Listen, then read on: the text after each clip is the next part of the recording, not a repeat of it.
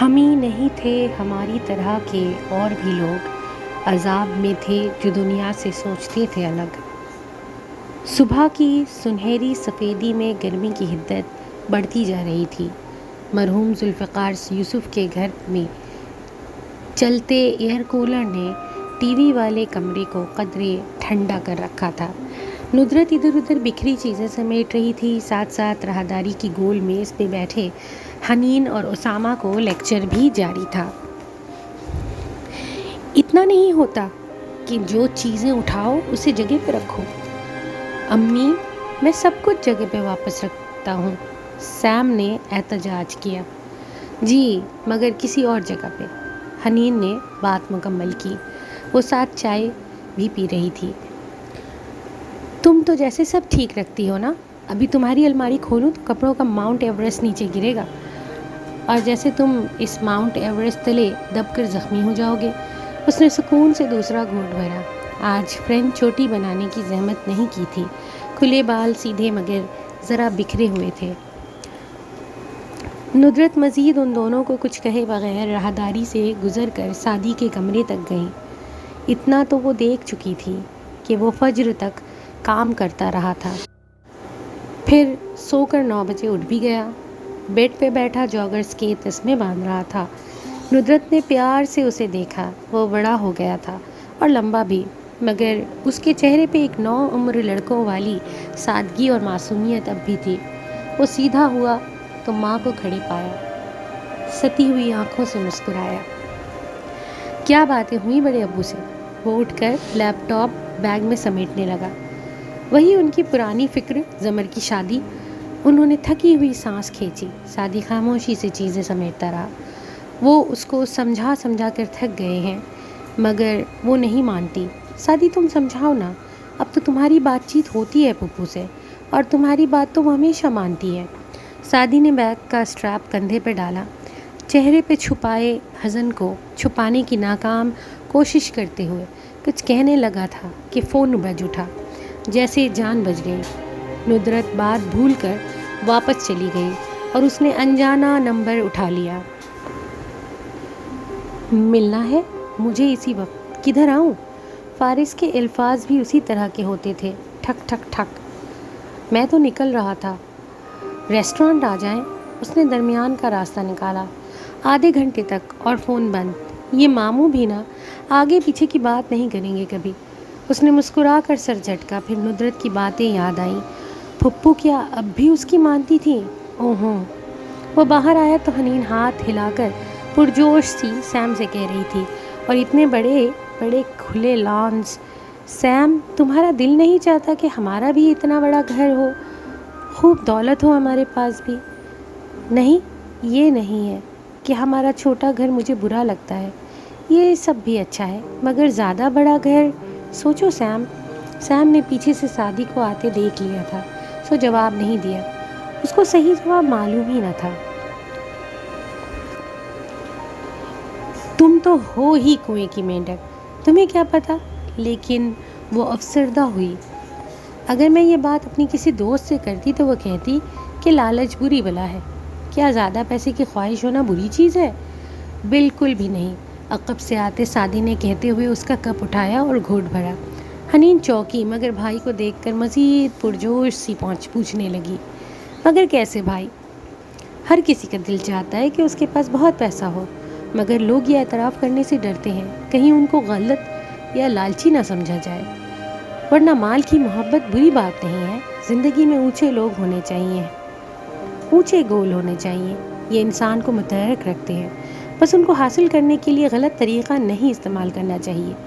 سلیمان علیہ السلام نے بھی تو اللہ کی یاد کے لیے مال کی محبت اختیار کی تھی نا۔ حنین کھلے دل سے مسکرا دی۔ وہ ایسا بھائی تھا جس سے بآسانی سب کہا جا سکتا تھا، اور وہ آپ کو بالکل جج نہیں کرتا تھا۔ نہ تکلف، نہ احتیاط، نہ ضم۔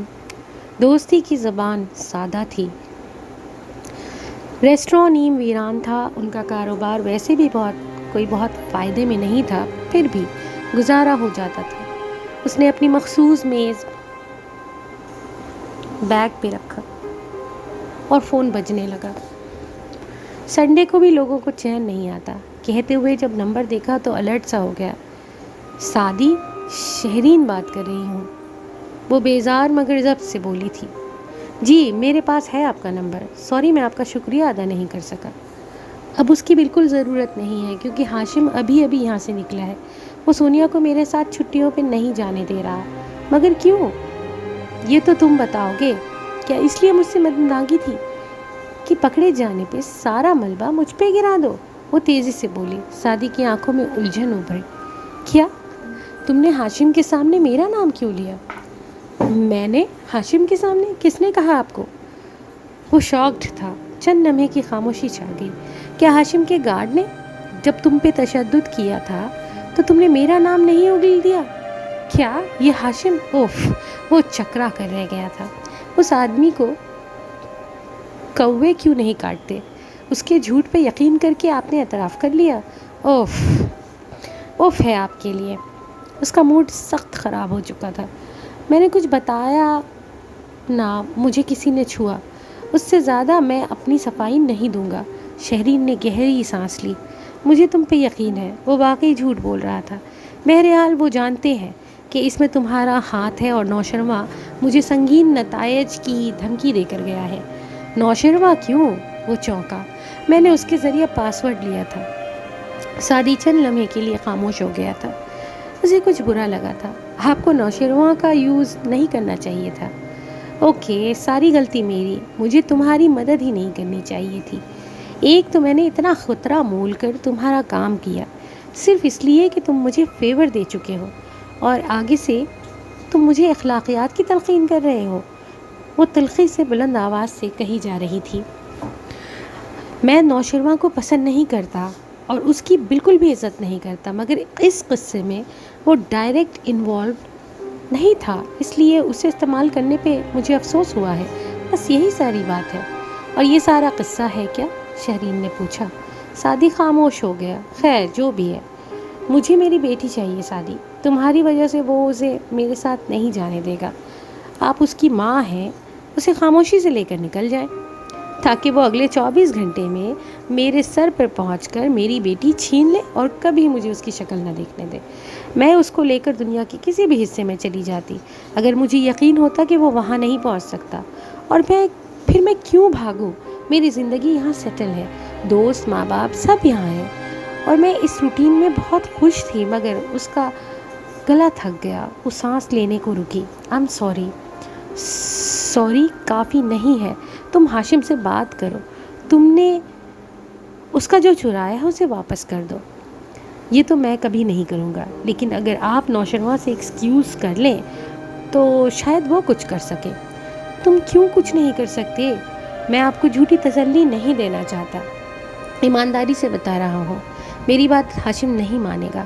آپ شیرو نہیں تو سونیا کو راضی کریں، وہ ضد کرے گی تو ہاشم مان جائے گا۔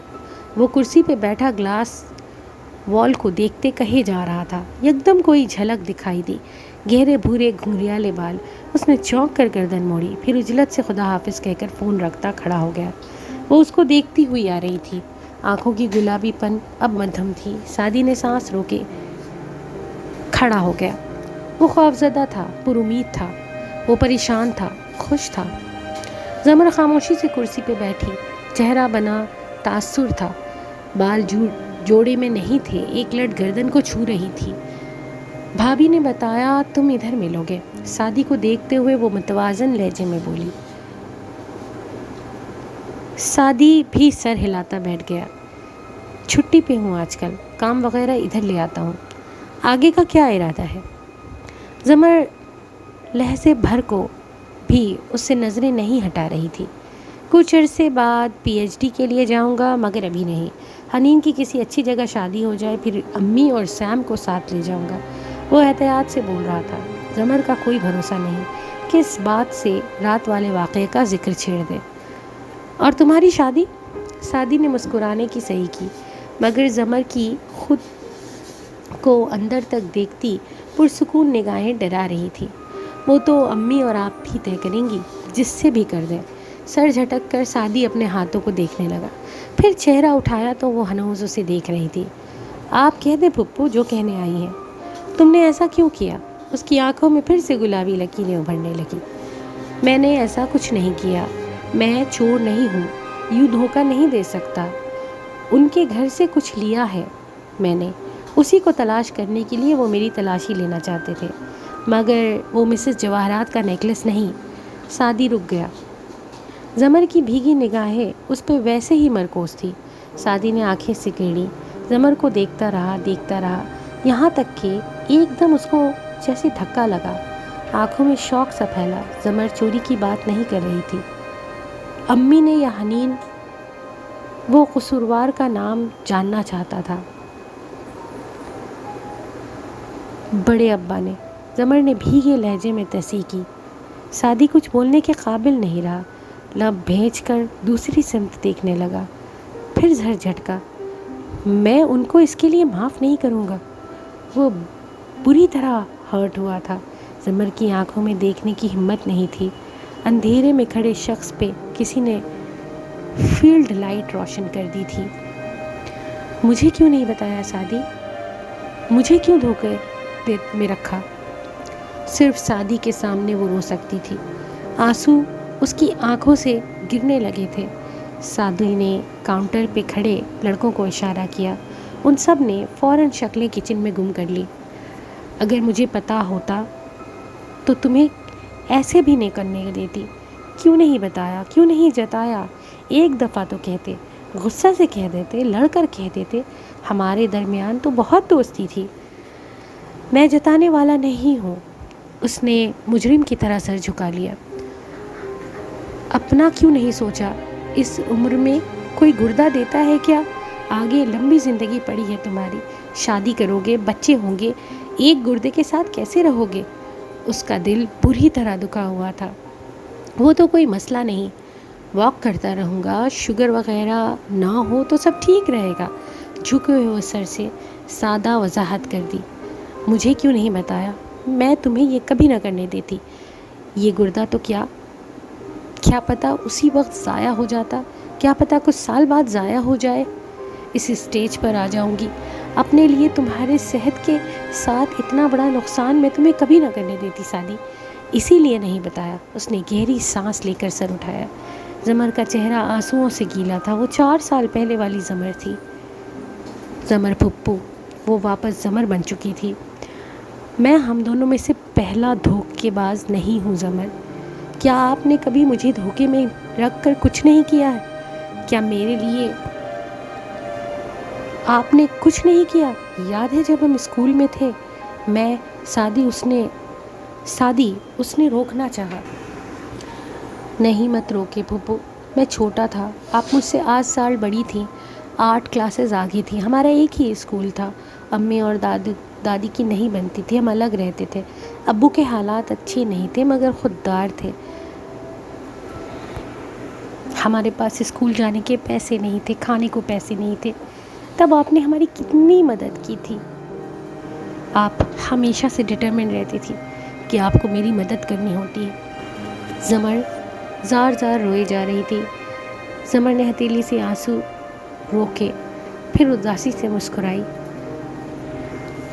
میں 10 سال کا تھا جب آپ کی منگنی ہوئی تھی، پہلی منگنی۔ اس کے اگلے الفاظ نے زمر کو اداس کر دیا۔ سر جھکا کر کہنے لگا، ان کو شادی کی جلدی تھی، بڑے ابا سارا جہیز جمع کر لیا تھا۔ آپ نے انٹر کے بعد پڑھائی بھی بس کر دی۔ شادی کی تیاریاں عروج پہ تھیں۔ دادی نے سارا سامان اسٹور میں رکھا تھا، کپڑے، فرنیچر سب اوپر نیچے گھسایا تھا۔ میں اور آپ وہاں بیٹھے لمبی باتیں کیا کرتے تھے۔ آپ مجھے بہت شوق سے اپنی چیزیں دکھا رہی تھی۔ میں نے زندگی میں کبھی دوبارہ آپ کو اتنا خوش نہیں دیکھا جتنا تب دیکھا تھا۔ چھوڑو اس بات کو۔ اس نے تکلیف سے پہلو بدلا۔ مجھے تو وہ سب یاد ہے۔ آپ چلی گئی تھی، میں اکیلا تھا، میں نے کچھ جلایا تھا یا پتہ نہیں کیا، میں باہر آ گیا مگر آگ نہیں بجھی، سارا اسٹور جل کر راکھ ہو گیا۔ اگر وہ اسٹور الگ نہ بنا ہوتا تو سارا گھر جل جاتا۔ بڑے ابا کے پاس جہیز دوبارہ بنانے کی رقم نہ تھی، لڑکے والوں نے مہلت دینے کا ظرف نہ تھا۔ آپ کی منگنی ٹوٹ گئی۔ دادی کو شک تھا کہ اس میں میرا ہاتھ ہے۔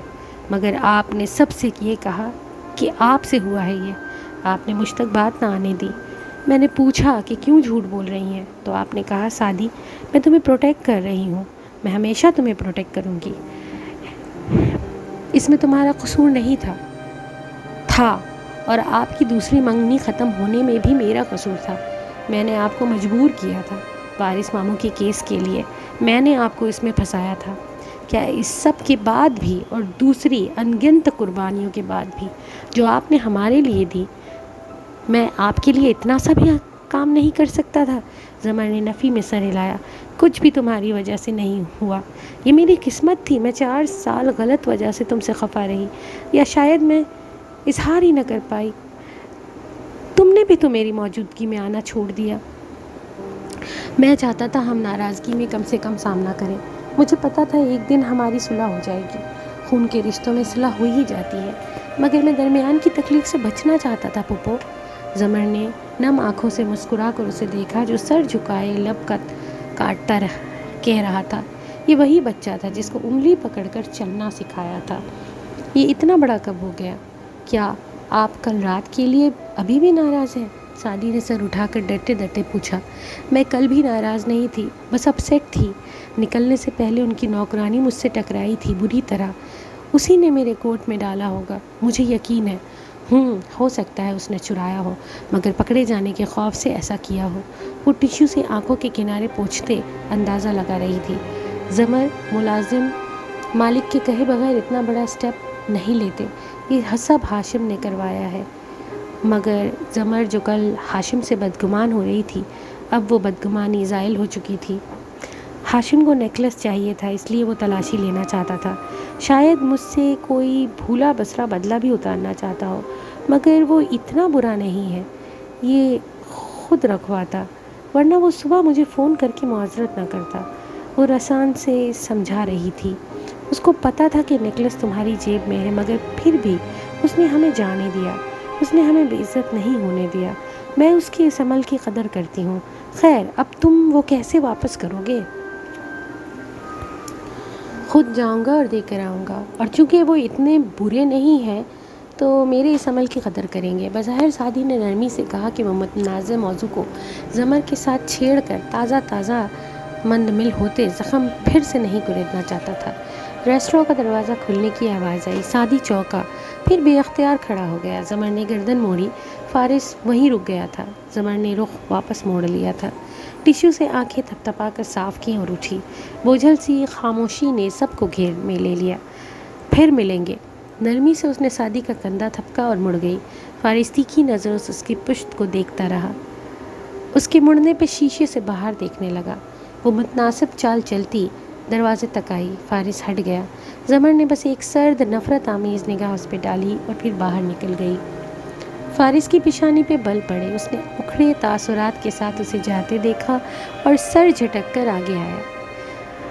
آئیں بیٹھے، سعدی نے احترام سے اشارہ کیا، مگر وہ کھڑے کھڑے تنے ابرو کے ساتھ اسے گھور رہا تھا۔ ایک دفعہ پوچھوں گا، سچ نہ بتایا تو اگلوانے کے سارے طریقے آتے ہیں مجھے۔ کیا ہوا؟ جس روز میں رہا ہوا تھا اس رات تم میرے کیس کے جج سے کیوں ملے تھے؟ سعدی نے کچھ کہنا چاہا مگر زبان نے ساتھ نہیں دیا۔ وہ واقعی شاکڈ تھا، بے یقین تھا۔ میں آپ کو کیسے پتا چلا؟ میں اس سے ملا تھا۔ فارس نے گہری سانس لی۔ تم واقعی اس سے ملے تھے، میرا اندازہ ٹھیک تھا۔ اور سعدی کو ایک دم اپنی بے وقوفی کا احساس ہوا۔ ظاہر ہے اگر اس نے جج کو مجبور کیا تھا تو فیصلے والی رات کو ہی ملا ہوگا۔ اف، انکار مت کرنا، اب دیر ہو چکی ہے۔ فارس نے کرسی کھینچی، ٹانگ پہ ٹانگ رکھ کر بیٹھا اور سنجیدگی سے اسے دیکھا۔ افراتفری پھیلا کر اس نے سعدی کو گڑبڑا دیا تھا۔ کیا دیا ہے اس کو مجھے رہا کروانے کے لیے؟ آپ بے گناہ تھے۔ میں نے پوچھا کیا دیا ہے؟ ان کے کچھ خفیہ راز معلوم تھے مجھے، ان کو ایکسپوز کرنے کی دھمکی دی، وہ مان گئے۔ فارس انہی سخت تیوروں سے اسے دیکھتا رہا۔ تم سے مجھے یہ امید نہیں تھی۔ مجھے بھی قانون سے یہ امید نہیں تھی کہ وہ ایک بے گناہ کو پھانسی تک دھکیلے گا۔ میرے پاس جج کو دینے کے لیے لمبی چوڑی رقم نہیں تھی، یہ میرا واحد آپشن تھا۔ جو قانونی روٹی نہیں دے سکتے وہ ہاتھ بھی نہیں کاٹ سکتا، اور وہ جج اتنا معصوم نہیں تھا، اس نے پھانسی صادر کرنے کے لیے پیسے لے رکھے تھے۔ میں نے اس کو اسی کی شے سے روکا۔ کبھی کبھی اچھے کو برا کرنا پڑتا ہے تاکہ وہ برے کو سزا دلوا سکے، اس نے مشہور مقالات دہرایا۔ پھر اضطراب سے فارس کا چہرہ دیکھا۔ کس نے پیسے دیے تھے جج کو؟ سعدی نے سوچا کہہ دے ہاشم کاردارز نے، مگر اول تو اس کے پاس ثبوت نہ تھے، دوم فارس یقین کیوں کرتا، کیونکہ گرفتاری کے بعد سے اب تک ہاشم نے منہ زبانی ہمیشہ بظاہر فارس کا ساتھ دیا تھا، اور فارس اسے جتنا ناپسند کرتا ہو وہ ہاشم کو اپنے بھائی اور بیوی کا قاتل نہ مانتا، اور اگر مان بھی لیتا تو اس کا غصہ جو انٹیلیجنس کی نوکری نے دبایا تھا، جیل کے 4 سال واپس لے آئے تھے۔ ادھر فارس کو یقین آتا، ادھر جا کر وہ ہاشم کا گریباں پکڑ لیتا۔ کیا اتنی جلدی یوں اسے ہاشم کو خبردار کر دینا چاہیے، یا سب تیاری کر کے ایک ہی دفعہ حملہ کرنا چاہیے؟ وہ فائلز ابھی تک ڈی کوڈ نہیں ہوئی تھی۔ سعدی نے فیصلہ کرنے میں لمحے لگائے۔ جج نے نہیں بتایا، مگر میں پتہ کروا لوں گا۔ وہ نگاہ ملائے بغیر لڑکوں کو آوازیں دینے لگا۔ کیا لیں گے آپ؟ سنو سعدی، یہ میرے مسئلے ہیں، میرے دشمن ہیں، ان کو میں ہینڈل خود کروں گا۔ آئندہ تم ان معاملوں سے خود کو دور رکھو گے۔ بات سمجھ میں آئی ہے یا نہیں؟ مگر کافی تو لیں گے نا آپ؟ لے چکا میں سب۔ ماموں رکیں، بڑے ابا آپ سے ملنا ہے۔ فارس جاتے جاتے مڑا، ماتھے کے بل ڈھیلے ہوئے، شیشے کی دیوار پہ نظر ڈالی۔ وہ کب کی جا چکی تھی؟ کل ان کے گھر چلے؟ گھر؟ وہ اس وقت گھر پہ نہیں ہوں گے، ان کی ڈاکٹر سے اپائنٹمنٹ ہے۔ آپ نے انکار کیا تو بڑے ابا کا دل ٹوٹ جائے گا۔ فارس نے لب کھول کر بند کیے، متذبذب سا سر جھٹکا۔ اچھا کل دیکھیں گے۔ اور ہاں، وہ موضوع ابھی ختم نہیں ہوا۔ تنبیہ کر کے وہ لمبے لمبے ڈگ بھرتا باہر نکل گیا۔ سعدی نے گہری سانس لے کر اعصاب ڈھیلے چھوڑ دیے۔ پیر کی صبح ہر دوسرے آفس کی طرح وہاں بھی کاموں کی افراتفری پھیلی تھی۔ جواہرات باریک ہیل سے کوریڈور میں چلتی آ رہی تھی، گزرتے لوگوں کو کے سلام کا مسکرا کر سر کے خم سے جواب دیتی وہ ہمیشہ کی طرح دمک رہی تھی۔ راہداری کے سرے پہ اس نے دروازہ کھٹکھٹایا، پھر کھول کر اندر آئی تو راستے بھر کی مصنوعی مسکراہٹ غائب ہوئی اور اس کی جگہ تشویش نے لے لی۔ لیپ ٹاپ پہ کچھ ٹائپ کرتے ہاشم نے ایک نظر اسے دیکھا، پھر واپس ٹائپ کرنے لگا۔ اس کا کوٹ سٹینڈ پہ لٹکا تھا اور وہ مصروف لگ رہا تھا۔ خیریت؟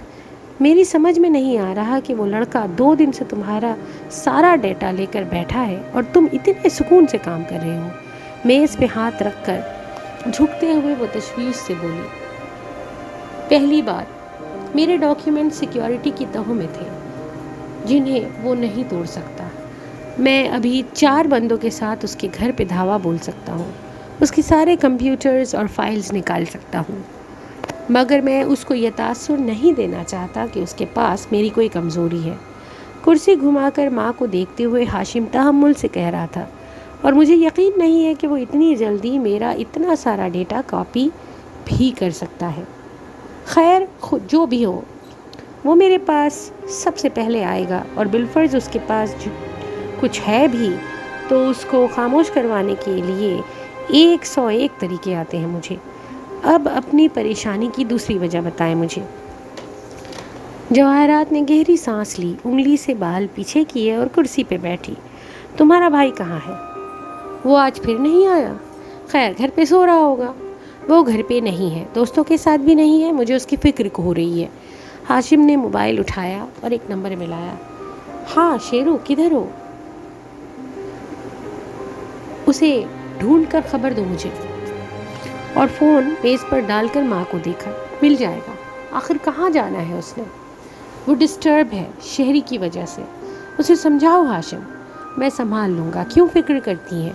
سعدی کو بھی تمہیں سنبھالنا ہوگا، کیونکہ جب تک سعدی کو سزا نہیں ملے گی شیرو کا غصہ ہلکا نہیں ہوگا۔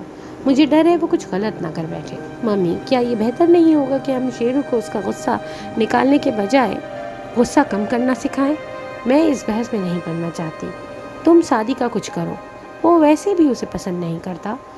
جتنا سعدی اس کے راستہ کاٹے گا اتنا ہی شیرو ہائپر ہوگا۔ ہاشم کچھ کہنے لگا تھا مگر موبائل بجا۔ اس نے کال اٹھا لی۔ ٹھیک ہے۔ پھر ماں کی طرف متوجہ ہوا۔ وہ شوٹنگ کلب گیا ہے اور وہ ٹھیک ہے، میں مل لوں گا اس سے، بے فکر رہیں۔ نرمی سے مسکرا کر وہ آگے جھکا اور جواہرات کا ہاتھ دبایا۔ وہ بدقت مسکرائی۔ ہاشم پھر سے کام کی جانب متوجہ ہو گیا۔ دوست ہیں دل میں، ذہن میں دشمن، کوئی بھی مجھ سے دور نہیں۔ سعدی نے گلاس ڈور کھولا۔ اندر آفس میں سارا کرسی پہ براجمان، گردن ترچھی کیے ایک فائل پہ کچھ لکھ رہی تھی۔ بس نگاہیں اٹھا کر اسے آتے دیکھا اور واپس لکھنے لگی۔ بال جوڑے میں بندھے تھے اور رخسار سرخ گلابی ہو رہے تھے۔ ڈاکٹر سارا، میں نے یہ کام مکمل کر لیا ہے، فیلڈ رپورٹ تیار ہے۔ اس نے سلام کے بعد کہتے ہوئے کاغذوں کا بنڈل میز پہ رکھا۔ آپ کی تعریف؟ سارا نے لکھتے ہوئے پوچھا۔ سعدی نے اچھا والے انداز میں ابرو اٹھائے۔ آپ اکثر کرتی رہتی ہیں، کہہ کر وہ کرسی کھینچ کر بیٹھا۔ سارا نے سر اٹھا کر اسے دیکھا، پھر انگلی سے اٹھنے کا اشارہ کیا۔ وہ پہلے سیدھا ہوا، پھر کھڑا ہو گیا۔ سارا نے قلم کی پشت لبوں سے لگائے اسے دیکھ کر یاد کرنے کی کوشش کی۔ آپ کی شکل دیکھی بھالی ہے۔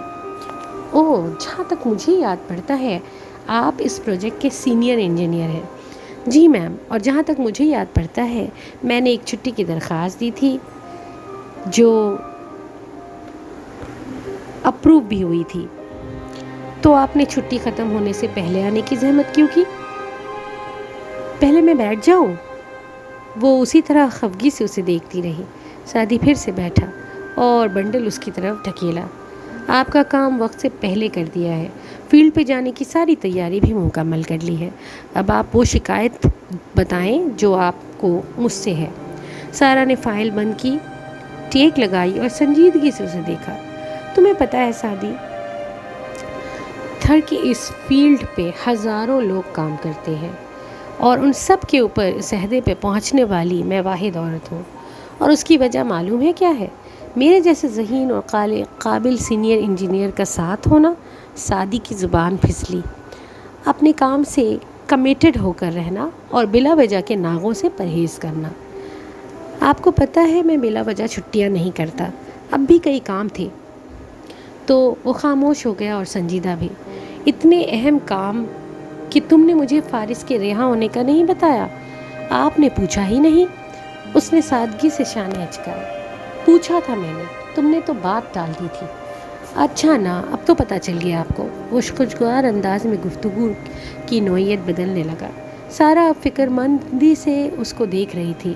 تم بہت پراسرار ہوتے جا رہے ہو، اب تو کچھ بتاتے ہی نہیں ہو۔ ہر چیز کا ایک وقت ہوتا ہے۔ میں نے کہا تھا نا اس بندے کے لیپ ٹاپ تک پہنچ جاؤ۔ پھر کون ہے وہ؟ کیا اسی نے وارث کو؟ سارے شکوے بھول کر سارا نے آگے ہوتے احتیاط سے پوچھا۔ سعدی نے اس بات میں سر ہلایا۔ بس تھوڑا سا انتظار کر لے اور یہ سب مجھے سنبھالنے دے، مسکرا کر بشاشت سے کہتا وہ اٹھ کھڑا ہوا۔ سارا کی آنکھوں میں شکایت پھر سے اوت کر آئی۔ لڑکے، تم اگلے ماہ مجھے فیلڈ پہ اپنے ساتھ چاہیے، تیاری کر لو۔ راجر باس۔ مسکرا کر ماتھے تک ہاتھ لے جا کر سلام کیا اور جانے کو مڑ گیا۔ سارا نے بمشکل مسکراہٹ دبائے سر جھٹکا۔ یہ سعدی بینا، یہ ہے اہل دنیا کے دلچسپ دھوکے، کسی کو کسی سے محبت نہیں ہے۔ نوشرواں شوٹنگ پوائنٹ پہ کھڑا تھا، اس کی لین میں ایک پتلا پھڑپڑا رہا تھا۔ اس نے دونوں ہاتھوں سے پستول پکڑے، بازو سیدھے کیے، ایک آنکھ بند کیے نشانہ باندھا۔ کانوں پہ پہلے ہی headphone type ear protection پہنے ہوئے تھا اور آنکھوں پہ زرد گلاسز تاکہ کراس فائر نہ لگ جائے۔ 1 2 3 4 سب دل کے آس پاس لگے۔ دل ٹوٹنے اور پھٹنے سے بچا رہا۔ ہاتھ سیدھا رکھو، کندھے مت جھٹکو، اس پوائنٹ پہ دیکھو۔ اپنے قریب ہاشم کی مدھم آواز سن کر وہ چونک کر مڑا۔ گلاسز لگائے، کیپ پہنے، ہاشم اس کو دیکھے بنا آگے ہو کر اس کے ہاتھ کو سیدھا کر رہا تھا۔ نوشرواں نے ہولے سے سر جھٹکا، بیزاری ظاہر کرنے کی کوشش کی، مگر چونکہ وہ ہاشم کی آمد سے بیزار نہیں ہوا تھا سو ناکام رہا۔ اس کا بازو سیدھا کر کے ہاشم پیچھے ہٹا۔ اب نشانہ لو، پوری یکسوئی سے۔ اس کے کندھے کے پیچھے کھڑے ہوئے وہ پتلے کو دیکھ کر بولا۔ نوشروان نے پتلے کو دیکھا، پلکیں سکیڑی، گہری سانس اندر کھینچی اور فائر کیا۔ دل اب بھی نہیں پھٹا۔ وہ اکتا کر سر جھٹکتا ایک طرف ہو گیا۔ مشین نے وہ پتلا پیچھے کر کے فریش پتلا سامنے لایا۔ ہاشم اس کی جگہ پہ آ کھڑا ہوا، پستول کے اوپری حصے پیچھے کر کے لوڈ کیا۔ شہرین نہ اتنی خوبصورت ہے، نہ اتنی متاثر کن کہ تم ابھی تک اس کے صدمے سے باہر نہیں نکلے۔ دونوں ہاتھوں میں پکڑا پستول تاک کر نشانے پہ رکھتے وہ بولا، وہ آپ کی بیوی ہو رہی ہے۔ شیرو سر جھکا کر جوتے سے فرش مسلنے لگا۔ وہ اس موضوع سے بچنا چاہ رہا تھا۔ مجھے اس سے فرق نہیں پڑتا، تم بتاؤ، تمہاری وہ پسند تھی، محبت تھی یا عشق تھا؟ سامنے دیکھتے ہوئے ہاشم نے فائر کیا۔ گولیوں کی تڑتڑاہٹ شوٹنگ رینج کے اس اندرونی کمرے میں گونجی۔ ایک کے بعد دیگرے 2 گولیاں پتلی کے دونوں ہاتھوں پہ لگی۔ اسے کیا فرق پڑتا ہے؟ شیرو نے بیزاری سے شانے اچکائے۔ فرق پڑتا ہے۔ اگر یہ پسندیدگی تھی تو شام تک تمہیں ٹھیک ہو جانا چاہیے تھا۔ کہتے ہوئے اس نے پھر فائر کیا۔ دونوں آنکھوں کے بیچ گولی نے سوراخ کر دیا۔ اگر محبت تھی تو کچھ دن لگیں گے۔ زوردار گوج کے ساتھ اگلی گولی پیشانی پہ ماری۔ اور اگر عشق تھا تو پتلے کا نشانہ لیے نظروں کے سامنے سرخ رومال سا لہرایا۔ ریڈ سرخ تو پھر یہ لا علاج ہے۔ آخری گولی دل پہ ماری، دل پھٹ گیا۔ ہاشم نے گلاسز اتارے، آنکھیں سکیڑ کر تنقیدی نگاہوں سے پتلے کا جائزہ لیا جسے اب پیچھے لے جایا جا رہا تھا۔ پھر علامتی طور پہ پستول کی نالی پہ پھونک ماری، اسے پینٹ کی پچھلی جیب میں اڑسا اور پرسکون سا نوشروان کی طرف مڑا۔ پسند سے زیادہ محبت سے کم۔ وہ جوتے سے مسلسل فرش مسل رہا تھا، یا شاید شہرین کے تمہیں استعمال کرنے سے زیادہ صدمہ تمہیں سادی کے کہنے پہ استعمال کیے جانے پہ ہوا ہے۔ نوشروان کے جھکے چہرے پہ مارے اہانت کی سرخیاں دوڑنے لگی، مٹھیاں بھینچ لی۔ ہاشم نے بہت غور سے اسے دیکھا۔ سادی کو دنیا میں سب سے زیادہ محبت کس سے ہے معلوم ہے؟ نوشروان نے سلگتی نگاہیں اٹھا کر اسے دیکھا۔ ڈی زمر سے۔ ہاشم نے اس بات میں گردن ہلائی۔ اور اس کی نظر میں ہم اسے گرا چکے ہیں۔ ان کے خراب تعلقات نیکلس برآمدگی کے بعد مزید خراب ہو جائیں گے۔ جلد سادی میرے پاس آئے گا اور میں اپنے طریقے سے اس کو سنبھال لوں گا۔ اگر وہ میرے لیے کام کرنے کے لگ جائے تو سوچو ہمارا غلام بن کر ہمیں کتنا فائدہ دے گا۔ وہ کبھی ہمارا غلام نہیں بنے گا، ناممکن۔ اور اتنا تو نوشروان اسے جانتا ہی تھا۔ میں اسے ان اندیکھی زنجیروں میں جکڑ لوں گا۔ ایک دن وہ میرے لیے کام کرے گا۔ اس کا ٹیلنٹ ہمارے حق میں استعمال ہونا چاہیے۔ مطلب آپ کو ابھی بھی سادی کی فکر ہے؟ نوشروان کے اندر غصے کی نئی لہر دوڑ گئی۔ وہ ساری زندگی مجھ سے مقابلہ کرتا آیا ہے، ہر جگہ مجھے پیچھے کر کے خود لوگوں کی تہذیب میں توڑتا آیا ہے۔ اس کے سامنے کبھی بھی میں کچھ نہیں ہوتا، ہر کوئی اس کا متعارف ہوتا ہے۔ آخر کیوں؟ کیونکہ وہ ایک خوددار اور ذہین نوجوان ہے۔ اس میں وقار ہے اور وہ رشتوں کا پاس کرنا جانتا ہے۔ وہ لوگوں کے لیے اچھا سوچتا ہے اور مشکل میں ان کی مدد کرتا ہے۔ انسان کو عزت کرانی پڑتی ہے۔ اور یو نو واٹ، میں یہاں کھڑا ہو کر سادی کی صلاحیتوں پہ 2 گھنٹے مزید بھی بول سکتا ہوں، مگر مجھے تمہاری فکر ہے کیونکہ میرے بھائی ہو تم۔ اس لیے اس شہرین ٹراما سے نکلو۔ آج پورا دن اس کا سوگ منا لو اور کل صبح تم مجھے مضبوط اعصاب کے ساتھ واپس آفس میں نظر آؤ، اور اس بارے میں مزید ایک لفظ نہیں سنوں گا۔ سختی و درشتی سے اس نے کہا تو شیرو کا غصہ جھاگ کی طرح بیٹھا۔ اس نے جی کہہ کر سر جھکایا۔ ہاشم اس کے برابر سے گزر کر آگے بڑھ گیا۔ نوشروان نے گلاسز اب ہاتھ میں پکڑ رکھے تھے۔ دنیا اب ذرا واضح نظر آ رہی تھی۔ اگر آپ کو ہمارے ایپیسوڈز پسند آئے ہوں تو پلیز لائک، شیئر اور سبسکرائب ضرور کریں۔ اگر آپ اپنی پسند کی کوئی کہانی سننا چاہتے ہوں تو ہمیں اس کہانی یا ناول کا نام ضرور کمنٹ باکس میں لکھ کر بتائیں۔